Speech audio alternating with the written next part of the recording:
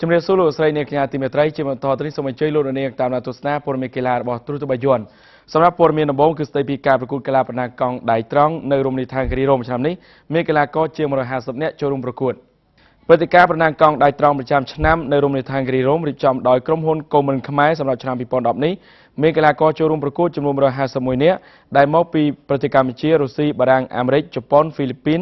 កាណាដាបែលហ្សិកនូវែលសេឡង់និងប្រទេសអាហ្សង់ទីនអ្នករៀបចំការប្រកួតបានដឹងថាការប្រកួតនេះត្រូវបែងចែកជា3កម្រិតគឺកម្រិត A, B និងកម្រិត C ដោយកម្រិតនីមួយៗចែកជាច្រើនប្រភេទទៀតគឺ A1 និង A2 ប្រកួតលើចម្ងាយផ្លូវ30គីឡូម៉ែត្រកម្រិត B មាន B1, B2 និង B3 លើកំណត់ផ្លូវ20គីឡូម៉ែត្រនិងកម្រិត C មាន C1, C2 សម្រាប់ក្នុងចម្ងាយ9គីឡូម៉ែត្រសូមបញ្ជាក់ថាការប្រកួតកម្រិត A គឺប្រមូលផ្ដុំទៅដោយកីឡាករខ្លាំងៗនិងមានកម្រិតបច្ចេកទេសខ្ពស់ក្រោយប្រកួតយ៉ាងស្វិតស្វាញលើផ្លូវអមដោយរុក្ខជាតិស្រស់ត្រកាលនៅរមណីយដ្ឋានគិរីរម្យតំបន់ទេសចរខេត្តកំពង់ស្ពឺកាលពីថ្ងៃអាទិត្យកីឡាករសេងមករាដែលតែងតែទទួលបានជ័យជំនះជារៀងរាល់ឆ្នាំលើកនេះគេដណ្ដើមបានជ័យជំនះទៀតដោយបានបំបាក់កីឡាករខ្លាំងៗជាច្រើនរួមលើផ្លូវដ៏លំបាកលេខ2បានទៅកីឡាករហេងទីនិងលេខ3កីឡាករហុងច័ន្ទមករាចំណែកកម្រិត A2 លេខ1បានទៅកីឡាករបារាំងអ៊ីវកាទ្រីអ៊ីវលេងបញ្ចប់នៅលំដាប់ទី2និងលេខ3បានទៅកីឡាករប៊ុនឈឿន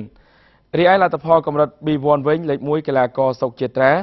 B2 លេខ1បានទៅកីឡាករវងសុភ័ក្រខណៈពេលដែលកីឡាករវងជីឆៅជាប់លេខ1លើកម្រិត B3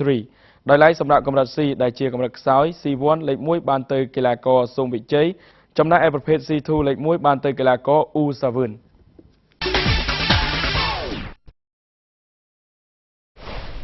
ជំរាបសួរប្រិយមិត្តទស្សនិកជនជាទីគោរពនិងជាទីមេត្រីជាបន្តសូមអញ្ជើញទស្សនាព័ត៌មានកីឡារបស់បណ្ដាញទូរទស្សន៍បយ័នមួយជាបឋមខ្ញុំបាទសូមជម្រាបជូនអំពីព័ត៌មានកីឡាជាតិគឺការប្រកួតកីឡាប្រណាំងកង់ដៃត្រង់នៅរមណីយដ្ឋានគិរីរម្យឆ្នាំនេះមានកីឡាករចូលរួមប្រកួតជាង150នាក់ព្រឹត្តិការណ៍ប្រណាំងកង់ដៃត្រង់ប្រចាំឆ្នាំ2010នៅរមណីយដ្ឋានគិរីរម្យរៀបចំដោយក្រុមហ៊ុនកុម្មុយនីសខ្មែរមានកីឡាករចូលរួមប្រកួតចំនួន151នាក់ដែលមកពីប្រទេសកម្ពុជារុស្ស៊ីបារាំងអាមេរិកជប៉ុនហ្វីលីពីនកាណាដាបែលហ្សិកនូវែលសេឡង់និងប្រទេសអាហ្សង់ទីនអ្នករៀបចំការប្រកួតได้ដឹងថាការប្រកួតនេះបានបែងចែកជា3កម្រិតគឺកម្រិត A, B និងកម្រិត C ដោយកម្រិតនីមួយៗចែកជាច្រើនប្រភេទទៀតគឺ A1 និង A2 ប្រកួតលើចម្ងាយផ្លូវ30គីឡូម៉ែត្រកម្រិត B មាន B1, B2 និង B3 លើកំណត់ផ្លូវ20គីឡូម៉ែត្រនិងកម្រិត C មាន C1 និង C2 ប្រកួតក្នុងចម្ងាយផ្លូវ9គីឡូម៉ែត្របញ្ជាក់ថាកម្រិត A គឺប្រមូលផ្ដុំទៅដោយកីឡាករខ្លាំងៗនិងមានកម្រិតបច្ចេកទេសខ្ពស់ក្រោយប្រកួតយ៉ាងស្វិតស្វាញលើផ្លូវអមដោយរុក្ខជាតិស្រស់ត្រកាលនៅរមណីយដ្ឋានគិរីរម្យតំបន់ទេសចរខេត្តកំពង់ស្ពឺកាលពីថ្ងៃអាទិត្យកីឡាករសេងមករាដែលតែងតែទទួលជ័យជំនះជារៀងរាល់ឆ្នាំនោះលើកនេះគេដណ្ដើមបានជ័យជំនះទៀតដោយបានបំបាក់កីឡាករខ្លាំងៗជាច្រើនរូបនៅលើផ្លូវដ៏លំបាកលេខ2បានទៅលើកីឡាករហេងទីនិងលេខ3កីឡាករហុងច័ន្ទមករាចំណែកកម្រិត A2 លេខ1បានទៅកីឡាករបារាំងអ៊ីវកាទ្រីលេខ2បានទៅលើកីឡាករអ៊ីវលេងនិងលេខ3បានទៅលើកីឡាករប៊ុនឈឿនរីឯលទ្ធផលកម្រិត B1 វិញលេខ1កីឡាករសុកជាត្រា B2 លេខ1បានទៅលើកីឡាករវងសុភ័ក្រខណៈដែលកីឡាករវងជីឆៅជាប់លេខ1កម្រិត B3